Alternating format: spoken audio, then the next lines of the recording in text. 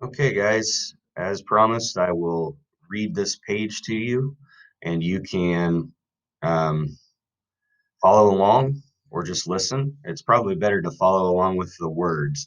So you're going to want to read this and then work on the Google form, okay? So here we go. The engineering design process is a series of 8 steps that engineers, people trained to use science and technology, use to solve practical problems. The steps involve identifying the need or problem, researching the problem, developing possible solutions, selecting the best possible solution or solutions, constructing a prototype, testing and evaluating the solution, communicating the solutions, and redesigning. Good engineers will brainstorm with other people to come up with several different ideas before choosing a path to take. When they make their prototype, a working model of their design, they have to be mindful of constraints. These are factors that limit or restrict a design, such as only having a limited amount of time or money.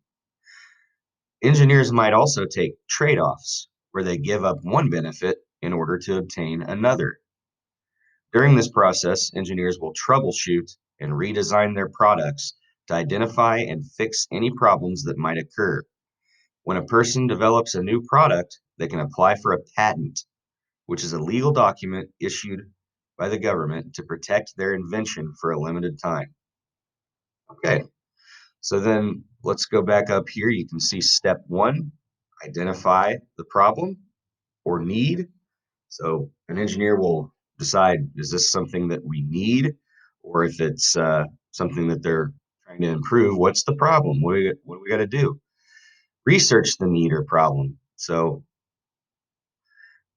if you decide that there's a need for something, after you should probably research to make sure that that's the case. Same with if there's a problem. So your next step is develop possible solutions. So how am I going to go about creating this thing that we need or repairing this thing that has a problem?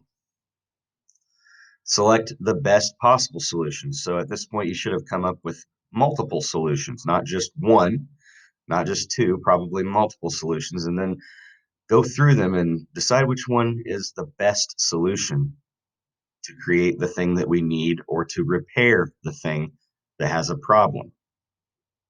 Next, you construct a prototype. A prototype is what we would call a tentative model or something like. A tentative means it's not set in stone, it's subject to change.